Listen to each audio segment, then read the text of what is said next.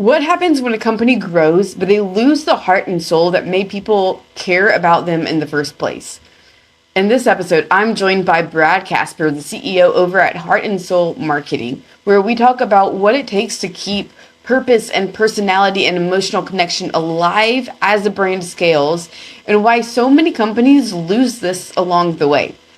We talk about why legacy brands often fall into safe and honestly it's kind of stale marketing, how businesses can reconnect with what makes them compelling in the first place, and what it looks like to build a brand that still feels human instead of stiff and corporate and, let's be honest, forgettable.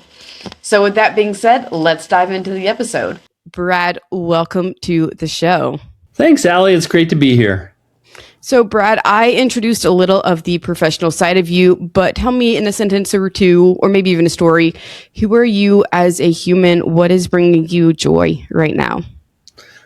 Well, I think one of the characteristics that I've demonstrated both professionally and personally is that I'm a nurturer. I really try to connect with people very deeply, and I think one of my characteristics as a leader has been really to build a wall of love around the companies that I'm working at. And so what brings me joy right now is a lot of things. My company for one, but my family, and most importantly, 2 new grandchildren. That's what brings me joy. How new is new? One is 8 months old and one is 5 months old. Okay, so like very, very new. Yeah, okay. Yep. Yep. Cool. I love it. Getting used to changing diapers again. Oh man, see that's the one thing I don't miss at all. I get it.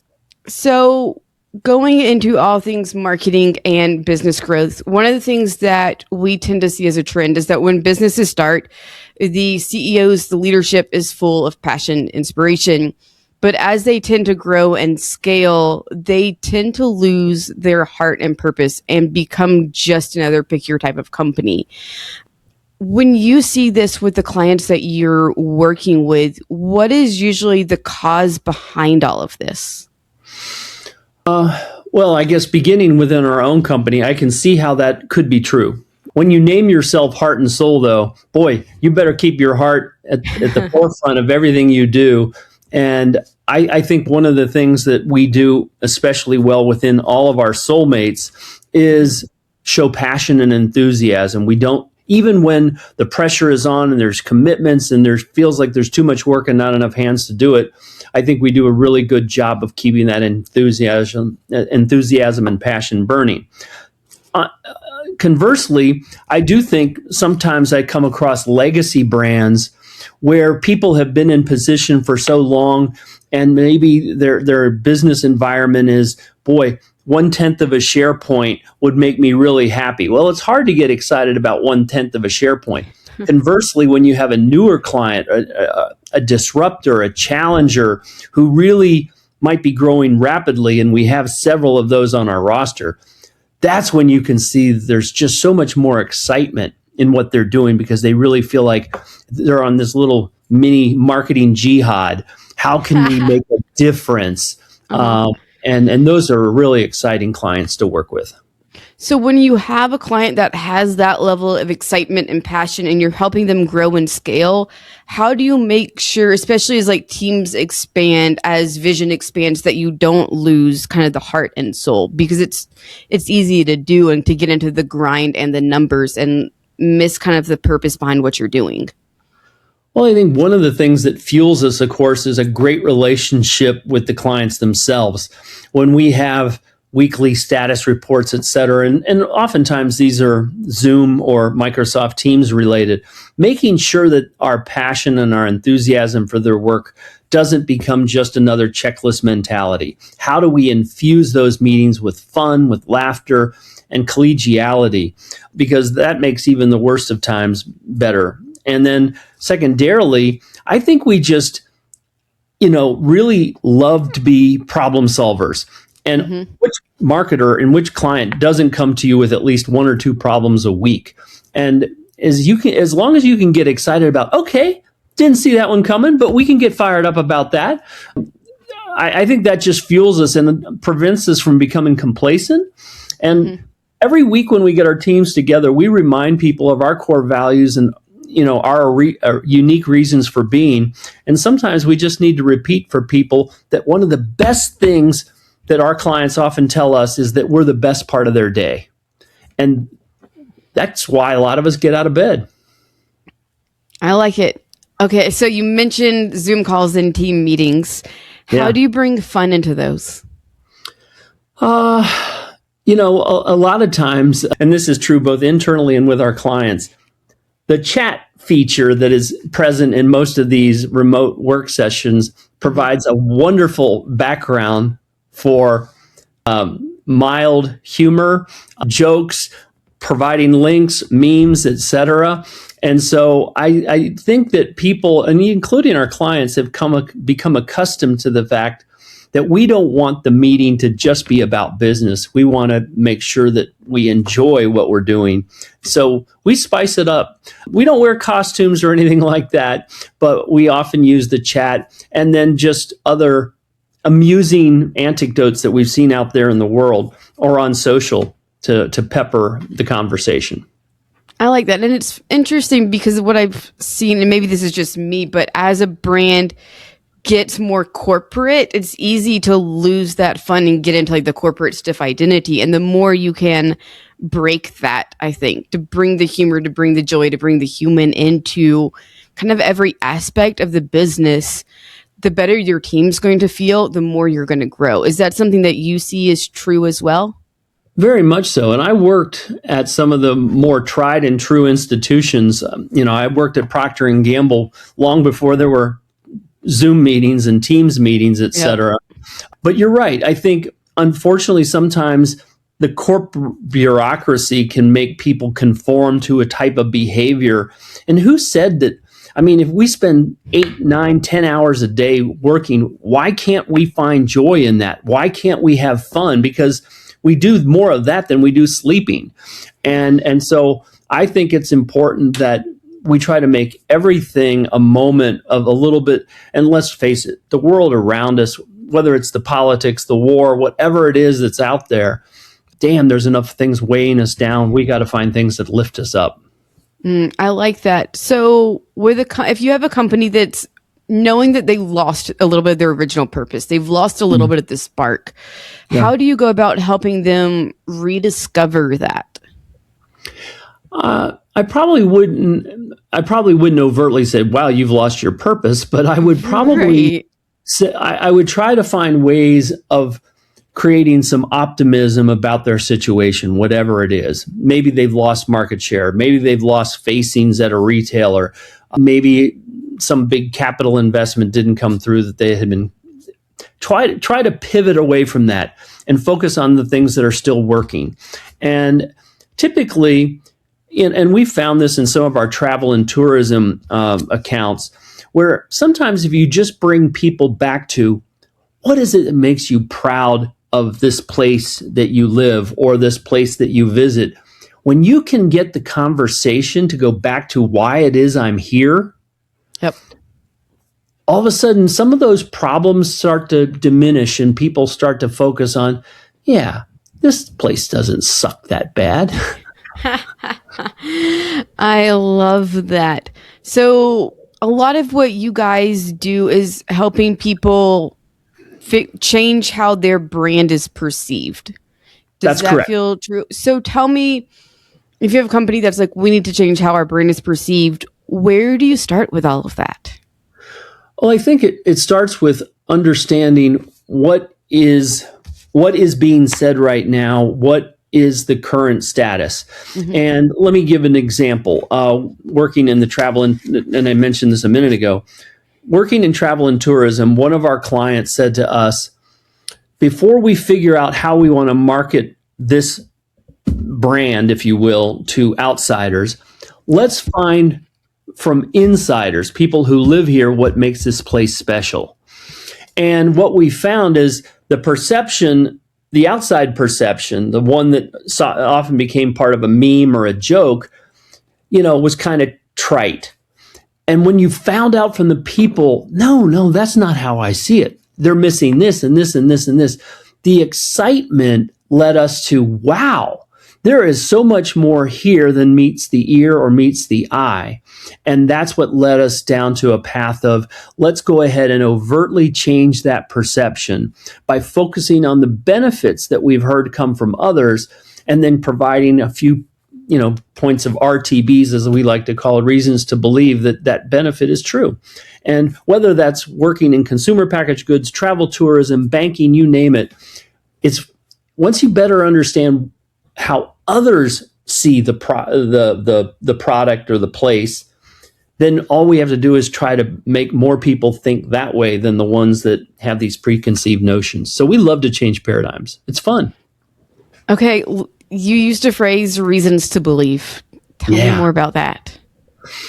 And one of the thoughts, or one of the things I learned at Procter long ago, P&G always talked about a product, whether it's Tide or Olay or Pantene or brands that I've worked on, they have to have a benefit. People buy brands because of the benefits they offer, but they are convinced, they're persuaded to buy that brand, and they convert based on the RTB and the reason to believe. So it could be, in the case of Pantene, it was, my hair will be so healthy, I want healthy hair, and the reason to believe is it contains provitamin B5 complex, etc. Something that could be pretty simple for people to understand.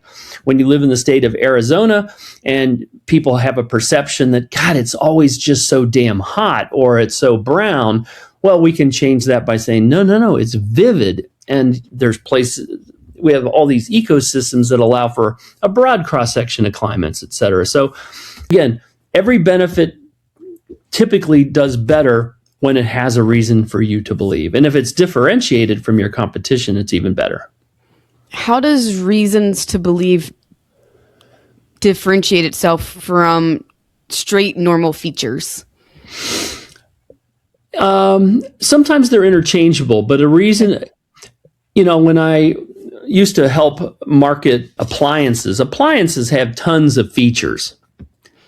Yep. But you have to think about, okay, it's not just about the knob. It's not just about this setting. You have to think about, what does that knob or that setting enable a person to do? More freedom, less wrinkles, etc. So I want to bring the reason to believe back away from the feature and more to what supported the benefit that brought you to the brand in the first place. Okay. Can you give me a couple more examples? Let's see. I'm trying to think of one of my current clients. One of my current clients is Little Leaf Farms. They are the fastest growing fresh lettuce business in the New England area. They have a 25% share. They're greenhouse grown. And which you might say, well, oh, geez. Now, how does that contrast with most lettuce comes out of a field in Salinas, California? And it requires lots of rain, lots of irrigation. There's lots of pesticides. There's lots of fungicides. There's a whole lot of yicky things that are out there in the soil. You have a controlled environment, and now all of a sudden you say, oh my gosh, you're watering all this with recycled rainwater, and you're getting natural light through the glass prisms. And the lettuce, because it can go from the greenhouse to the store in 24 to 48 hours, it's fresher and crisper than anything that you get. They got on a truck. You said you're out in Nashville. Well, the lettuce you're eating and you have in your refrigerator probably left California 2 weeks ago. Yep. Somebody in Boston probably is eating a Little Leaf Farms kit that was just grown and picked in the last day or two. Wow. And that is a much different benefit. But the reason to believe is, one is greenhouse grown and it's close to you and can be delivered and so without pesticides, without any human hands even touching it. It's so fresh and so clean, you don't even have to wash it. Okay, well, apparently I need to go up to New England to figure out how to go do my farming. I am trying to grow my own lettuce here, but I have plenty rotting in my refrigerator right now. Well, Little Leaf Farms is actually building something in Tennessee, which will be the largest greenhouse structure in the country. So good news is coming your way. It's coming my way as I pretend like I have a green thumb. Yes. So as companies grow, yes, they tend to gear themselves towards safe marketing. What feels comfortable, what feels normal. Mm. What's your opinion, your thoughts on that? Does it really get at the heart of the brand when you play with like this safe, traditional, this is normal, it's what we expect from a Doritos company, Yeah. sort of thing? Great question. And you're right. A lot of marketers will do the tried, the true, the predictable, and the safe. And there's too many CMOs who say, there's a chance that I'm going to lose my job if I get risky. Yep. At Heart and Soul, we always talk about intelligent risk taking, but more importantly, we love clients that embrace courageous creativity. We're going to bring them ideas that require a little bit of bravery. Now, we don't have to put it right in front of the consumer right away. We can test and learn a little bit with that. Yep. But we want the spirit of the client to be open to change and to create and to courage. And those clients that embrace that typically are rewarded with higher growth levels than those who play it safe. So what does courageous creativity look like in practice? It could be something that is completely... Hey guys, real quick, this episode is sponsored by Parison Network. Parison Network is a matchmaking service that connects businesses to marketing agencies that will actually get you results. There's over 50,000 agencies in the United States alone, and picking the right one can feel, well, pretty impossible. Parison Network simplifies the entire process by doing all of the vetting for you. From the initial agency search to interviewing and vetting the top marketing agencies to getting proposals and helping you with the discovery call, Parison Network does it all. This way, you end up partnering with a marketing agency that actually delivers outcomes, not empty promises.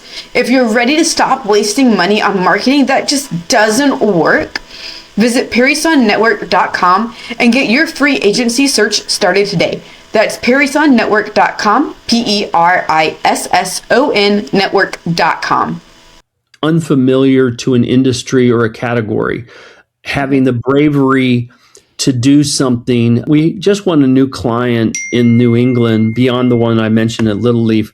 And I can't talk about the creative yet because we're not even allowed to divulge the name of the client. But we brought them something really crazy disruptive. And it's an original ballad, if you will, and it uses animated characters. And yet, literally, when we played it for the prospective client, he cried. And it wasn't a sad. He just said, no, this is so beautifully told.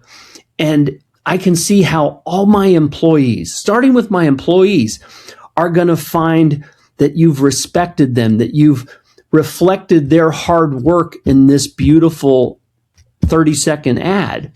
And again, if we can create emotions with our client, chances are we're going to find emotions that resonate with consumers too.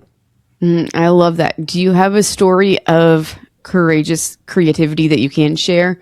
And it doesn't have to be from your clients. It can just be out in the wild. I mean, this is really going back into the playbook. And even when I worked at Procter and I'm in another country, you know, this advertising would be so much easier today than it was here in the 1990s. So I'm in Japan, and no, I don't speak Japanese, but we had a creative idea to launch a dishwashing liquid that was very, very disruptive versus the majority of dishwashing liquids, the kind you use at the sink, not the one that goes into a machine. Okay. So like Dawn dishwashing liquid here in the US, but it wasn't called Dawn. What we did was disruptive and very courageous. We had a celebrity and a film crew show up at people's houses unannounced. Now, we arranged to make sure that in many cases, the housewife of the home was there and that there were dishes that may have been left over from breakfast or lunch or dinner, things that were greasy and gnarly and nasty. Well, can you imagine if the housewife opened the door, sees a celebrity standing out there with a film crew? Now, today, in today's environment, that may not be too welcome. But at that time, Right. very, very unusual. And of course, we could come in and we weren't filming live. So what we were doing is Right. capturing the content live and then splicing it up later to run on TV. But we were able to create demonstrations with the product that were so different than anything they'd ever seen. This little brand, which was called Joy at the time, which was in a tiny little bottle with a single SKU in a category where two big companies each had 40% market share. So 80% is occupied by two. This little brand, one SKU, went to 25% market share in 6 weeks, all by itself. Holy shit. Yeah. I love that campaign. It would be a little harder, I think, in today's world. But Yeah. geez, I love that. It was very courageous that, well, we were our own client. We literally brought the idea from another P&G brand in another country. And then you had our agency at the time, I want to say it was Dentsu, who helped us put it together and pull it off in Japan. And it was legendary. It went to market leadership. And I think at least 10 years later, it was still the market leader, all on the back of an initial creative campaign. One campaign. Oh, I love that. And it's fun. It's interesting because we talk about like brands that blew up overnight. And Yes. we don't realize how much work went into, like, they played small, they were playing small, they're playing small. One video, one post, one campaign. You're just waiting on the right one to hit to some degree. What was their market share became 25%. Do you remember what it was beforehand? Well, we went from zero. It was a brand new launch. So we went from 0 to 25 in 6 weeks, became market leader. And even the CEO of the largest competitor in Japan at the time, I couldn't read Japanese, but my executive assistant pulled the article, and that CEO said, okay, P&G really pulled it off on this one. They caught us by surprise. They had other products that were very similar in size and concentration, and this is in an era where it's really just network TV. There's no social media. It's not CTV or anything like that. Yep. There's one ingredient. It was a great product with great advertising. Wow, I love that. Was that the 90s or was that into the 2000s? That would have probably been 95, 96. My uncle was living in Japan in 95, 96. I wonder if he knows the brand. I'll have to go ask him. I love that. So that's a huge example. How can brands start kind of on a smaller scale? What can it look like to inject more humanity and personality and soul into their initial campaigns? If they're like, we're willing to take one step towards the edge of the cliff. What have you seen work? What ideas do you have? And I think one of the best things about social media and the marketing environment we're in right now, it used to be that P&G, by having its own soap operas and having the largest share of market and the largest share of spend, could create a walled city around a category and really make it hard for competitors to come in. But social media has allowed for brands with much smaller budgets, much more challenger mindsets. And I did say mindset because oftentimes even a leader can have a challenger mindset because it decides to make sure that it doesn't fall prey to complacency. But I would simply say that almost every brand has a unique story that can be both emotive and factual.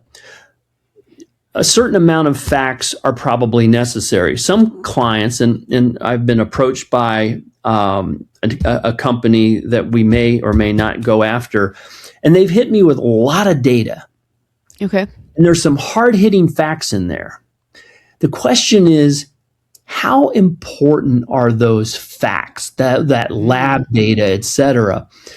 Because the benefit of something that's tastes better, healthier, et cetera, might be enough to get people interested. And this is definitely a challenger. It's going to go up against companies 15 or 20 times its size.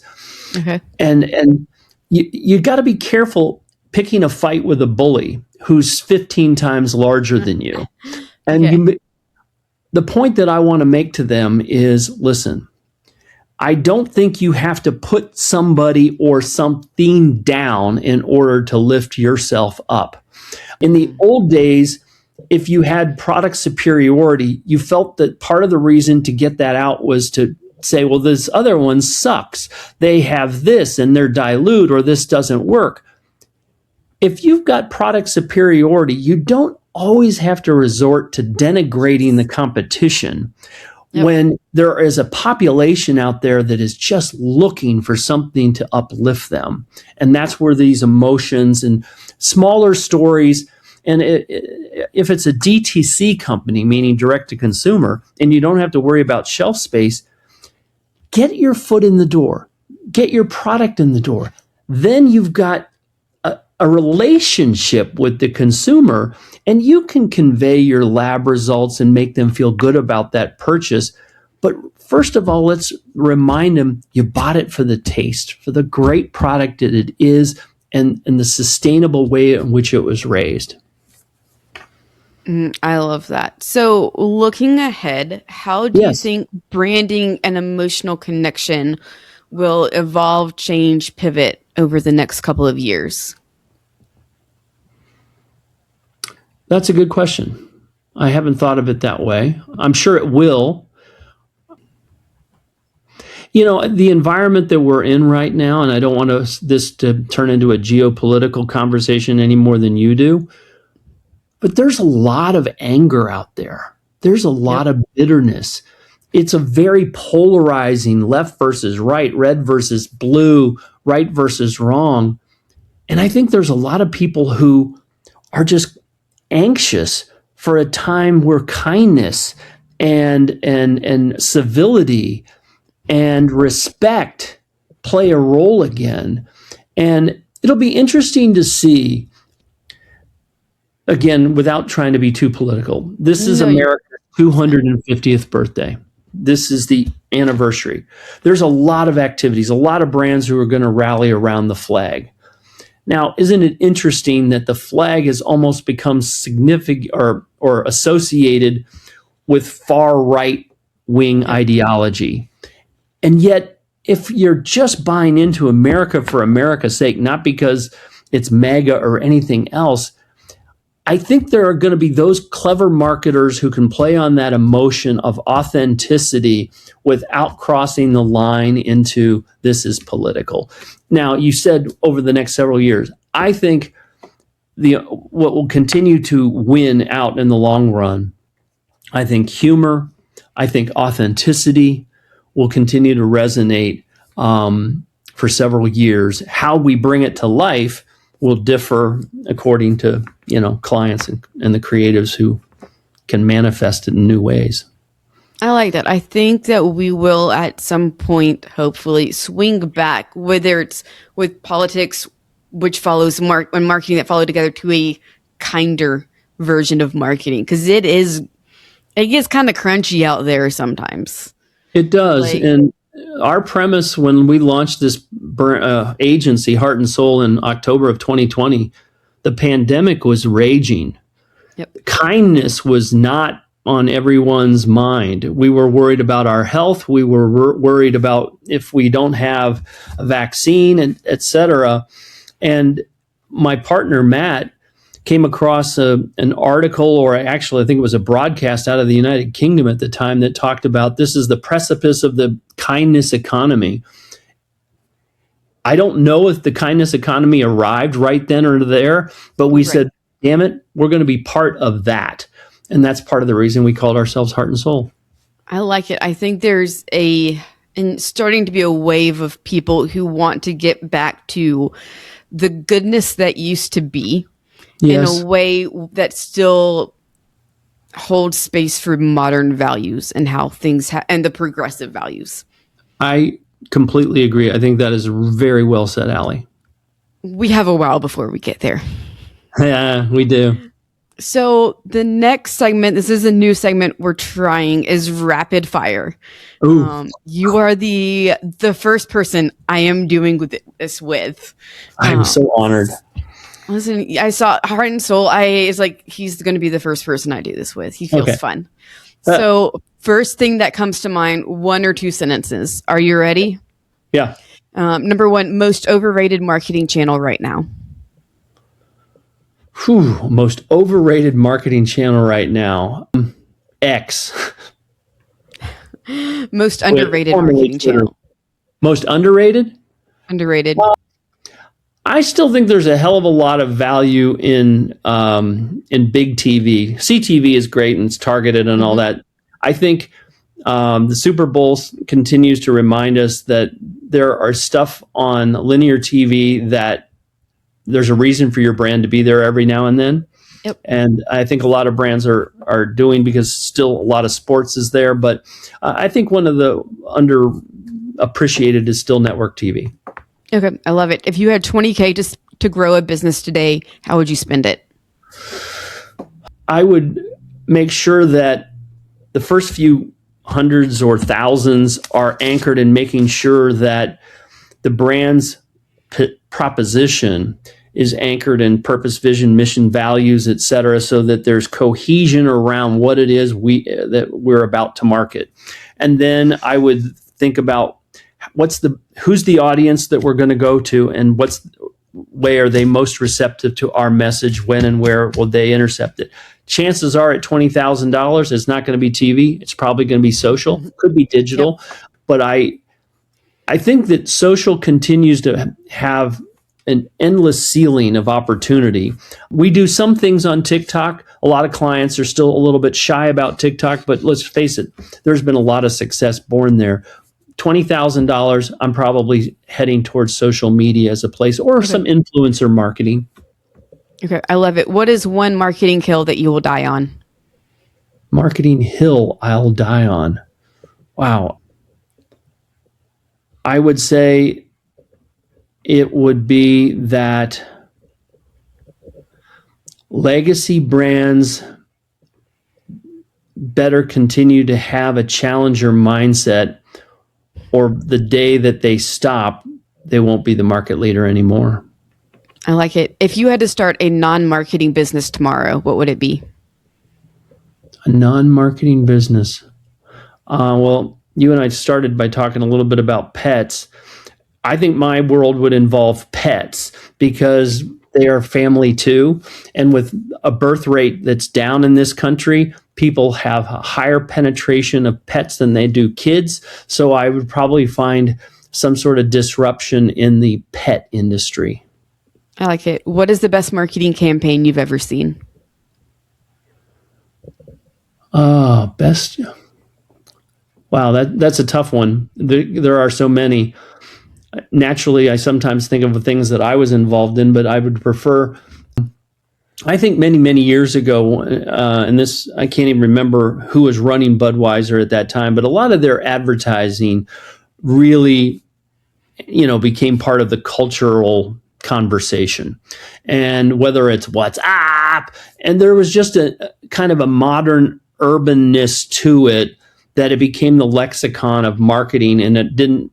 And when your brand becomes part of a conversation and you start getting imitated on late night talk shows, you've done something to make your brand even more viral. And it started with may have started with a really simple, good idea. So I would point to some of the stuff that Bud did. Awesome. Well, Brad, thank you so much for coming on the show today. If people would like to connect with you further, what's the best way for them to find you? I'm certainly on LinkedIn. Our website is gotheartandsoul.com. And so there they'll find contact information. I'm all over LinkedIn and I post pretty rapidly there. But my email is brad@heartandsoulmktg.com. Sounds like marketing, because it is. That's an easy way to find me. Awesome. For everyone tuning in today, thank you so much for joining, and we'll catch you on the next episode of Humans of Growth.